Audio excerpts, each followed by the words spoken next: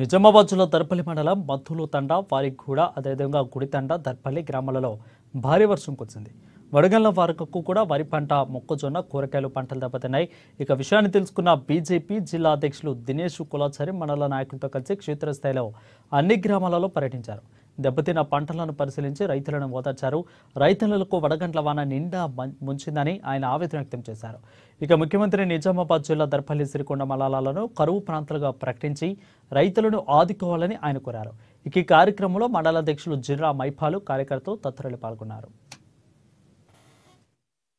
అకాల వర్షాలు, రాళ్ల వర్షాలు, ఈ వర్షాలకు రైతన్న మొన్నటిదాకానేమో పొలాన్ని ఎట్లా వారించుకోవాలని చెప్పి బాధతోనుండే, ఇవ్వాలనేమో ఉన్న పొలాన్ని ఎట్లా కాపాడుకోవాలని చెప్పి ఆశతో చూస్తున్నాడు. మొన్నటిదాకా ఆకాశం నుంచి ఏమన్నా 4 చిరుకలు పడితే 4 గింజలు పడుతాయేమో అని చూస్తుండు. ఇప్పుడు 4 రాళ్లు పడి ఉన్న పంట నష్టపోతున్నాడు. రైతు పరిస్థితి చూస్తే చాలా ఘోరంగా ఉంది. నేను జిల్లా యంత్రాంగం ఇంతకుముందే కలెక్టర్ గారితో మాట్లాడాను. అయ్యా కలెక్టర్ గారు, మరొకసారి విజ్ఞప్తి చేస్తున్నా, ఈ రైతులను ఆదుకునేందుకు ఏ రకంగా చర్యలు తీసుకుంటారో అలాగే నేను ముఖ్యమంత్రి రేవంత్ రెడ్డి గారికి చెప్తున్నా. నిన్ననే 3,04,000 కోట్ల బడ్జెట్ ఏదో బడ్జెట్ పెట్టినా అని చెప్పావు. ఈ 3,04,000 కోట్ల బడ్జెట్ తోని ఎవరి కడుపు నిండుతుందో నాకు తెలియదు, కానీ 6 నెలలు కష్టపడి ఆ తల్లి ఏడుస్తుంటే, ఆ తల్లి ఇప్పుడు పట్టుకొని ఏడుస్తుంటే నిజంగా కూడా కళ్ళకి నీళ్ళు వచ్చి ఎండుకపోయి ఒక దిక్కేమో రైతు అట్లా గోస ఏడుస్తున్నాడు. ఏదో 4 గింజలు వండినాయి, ఈసారి పంట చేతికొచ్చింది, ఇంట్లో కడుపు నిండా అన్నం తిందాం అని ఆశతో చూసిన ఆ తల్లిని చూసినప్పుడు ఇలా పంట ఆమె వేసిన 3 ఎకరాలకు 3 ఎకరాలు నష్టపోతే ఆమె పడుతున్న బాధ నీ 3,04,000 కోట్ల బడ్జెట్ తీర్చదు. ఎద్దేడ్చిన వ్యవసాయం బాగుపడదని పెద్దలు అంటారు, రైతేసిన రాజ్యం బాగుపడదంటారు.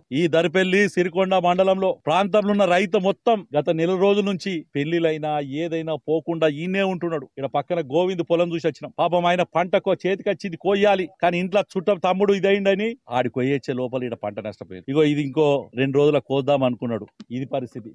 ఎదురుగా 8 రోజుల కోసే పరిస్థితి ఉంది తనది, సిదాయి పెడతానది రాజన్నది. అది పరిస్థితి అలానే ఉంది. అడగడ మోహన్ రెడ్డి 6 ఎకరాలు వేస్తే 6 ఎకరాలకు 6 ఎకరాలు ఎండుకపోయిన పరిస్థితి ఉంది. ఇలా రైతు ఏడుస్తున్నారు. ముఖ్యమంత్రి గారు, నేను మిమ్మల్ని అడుగుతున్నాను, రాజకీయాల కద్దు, ఎలక్షన్లో ఎవరు ఓటేసుకోవాలి వేటేసుకుంటారు, కానీ నష్టపోయిన రైతుని ఏ రకంగా కాపాడతారు?